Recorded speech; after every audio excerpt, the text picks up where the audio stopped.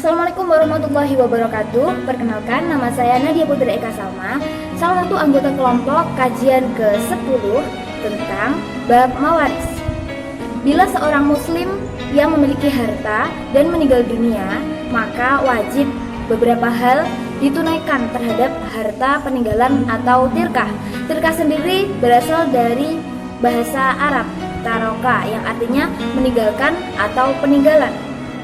Terdapat 5 hal yang wajib ditunaikan terhadap harta peninggalan atau tirkah. Kewajiban yang pertama yaitu kewajiban pemilik harta. Jika seseorang yang meninggal atau mayit memiliki zakat dan lain-lain, maka wajib terhadap hutang-hutang tersebut. Yang kedua, biaya perawatan mayit atau disebut tajhizul mayit atau biaya perawatan mayit tersebut. Biaya perawatan mayit tidak boleh pelit ataupun boros. Jadi merawat mayit dengan seperlunya.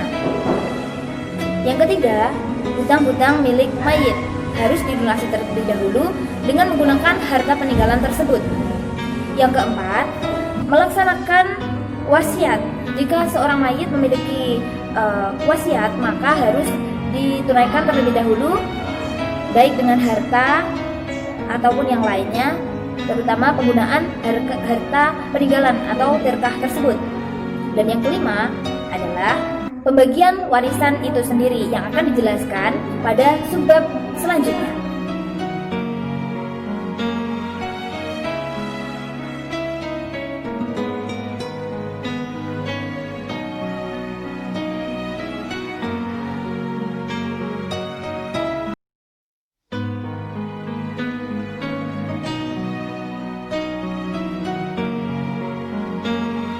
Selanjutnya ada rukun waris. Rukun waris ada 3. Yang pertama, muwaris atau orang yang mewariskan, yaitu mayit, seorang mayit.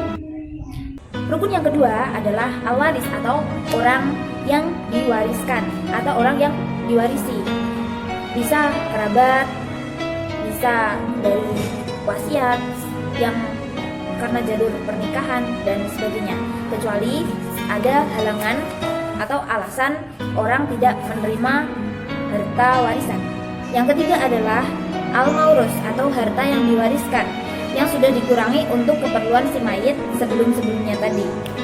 Saya ingin menjelaskan tentang bab mawaris bagian 4-7. 4. Syarat-syarat kewarisan. Yang pertama adalah matinya orang yang mewariskan. Kematian orang yang mewariskan harus bisa dibuktikan baik dengan pemeriksaan teliti, terdapat saksi, hingga diberitakan sudah meninggal dari pihak yang dapat dipercaya. Yang kedua adalah hidupnya orang yang mewarisi. Jika pewaris sudah dipastikan meninggal, maka ahli waris yang akan menerima hartanya harus dalam keadaan hidup. 3. Terdapat hubungan ahli waris dengan si mayit. Jika tidak ada pewaris yang lain, maka pewarisnya orang terdekat darinya, dan pembunuh tidak dapat mewarisi apapun. Hadis riwayat Abu Daud. 4. Satu alasan yang menetapkan seseorang bisa mendapatkan warisan secara rinci. 5. Sebab-sebab kewarisan. Sebab-sebab seseorang dapat mewarisi harta orang meninggal dunia ada 3. Yang pertama adalah hubungan kekerabatan atau nasab. 2. Pernikahan. 3. Wala atau memerdekakan budak. 6. Penggugur hak waris. Penggugur hak waris seseorang maksudnya kondisi yang menyebabkan hak waris seseorang menjadi gugur. Yang pertama adalah budak. Seseorang yang berstatus sebagai budak tidak mempunyai hak untuk mewarisi sekalipun dari saudaranya. 2. Pembunuhan. 3. Perbedaan agama. Seseorang muslim tidak dapat mewarisi ataupun diwarisi oleh orang non-muslim, apapun agamanya. Hal ini telah ditegaskan dalam sabda Rasulullah SAW. Tidaklah berhak seseorang muslim mewarisi orang kafir, dan tidak pula orang kafir mewarisi muslim. Hadis riwayat Bukhari dan Muslim. 7. Penghalang warisan al-hujub. Al-hujub terbagi 2, yakni al-hujub biwasi, sifat atau julukan, dan al-hujub bi asyaksi, karena orang lain. Al-hujub bi wasi berarti orang yang terkena hujub tersebut terhalang dari mendapatkan hak waris secara keseluruhan.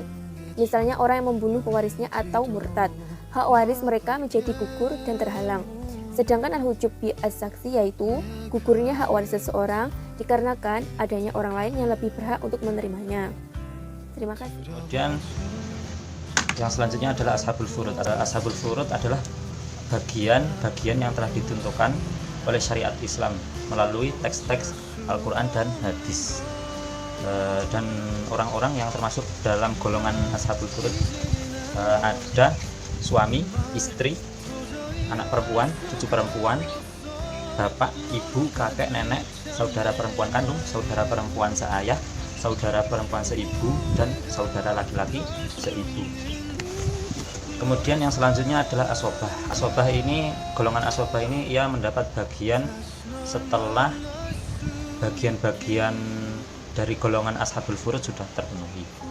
Dan orang-orang yang termasuk dalam golongan asobah yakni ada anak, cucu laki-laki, bapak, kakek, saudara laki-laki kandung, saudara laki-laki seayah, keponakan laki-laki kandung, keponakan laki-laki seayah, paman kandung, paman seayah, ada sepupu kandung, dan ada sepupu seayah.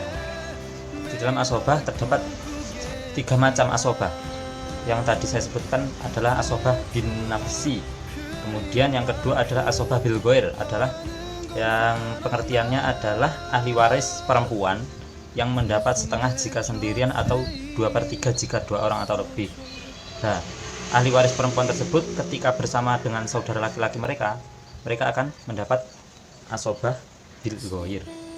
Nah, yang termasuk dalam golongan asobah bil ghair adalah ada 4, ada anak perempuan, cucu perempuan, saudara perempuan kandung, dan saudara perempuan seayah. Dan cara mewarisi asobah bil ghair adalah menggunakan teori adat ar-ru'us, yakni menghitung berdasarkan jumlah ahli waris. Perempuan dihitung 1 orang dan laki-laki dihitung 2 orang. Dihitung 2 dengan sama seperti bagiannya 2 orang perempuan.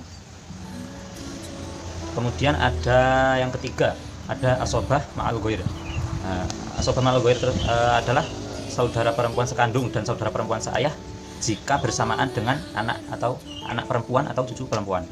Sedangkan cara mewarisi dalam asobah bil ghair adalah saudara saudara kandung dan seayah mendapat bagian sisa, sedangkan anak perempuan atau cucu perempuan mengambil bagiannya sendiri sebagai penerima bagian pasti atau ashabul furud.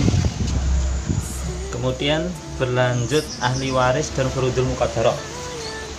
Ahli waris adalah seorang yang mempunyai hubungan nasab atau pernah melangsungkan akad perkawinan secara sah menurut syariat Islam atau berjasa memerdekakan hamba.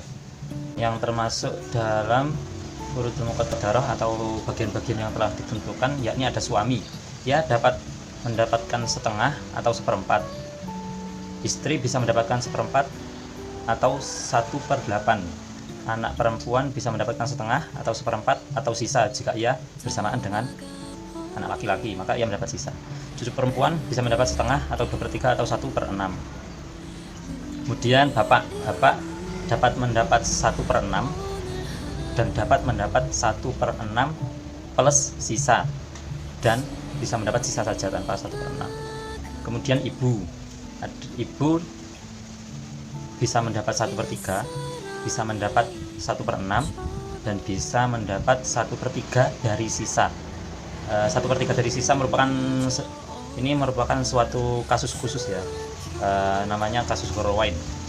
Kemudian kakek bisa mendapat 1/6, bisa mendapat 1/6 plus sisa seperti bapak, dan bisa mendapat sisa saja atau asobah bin nafsi. Kemudian juga kakek dapat terhalangi atau mahjub jika ada bapak.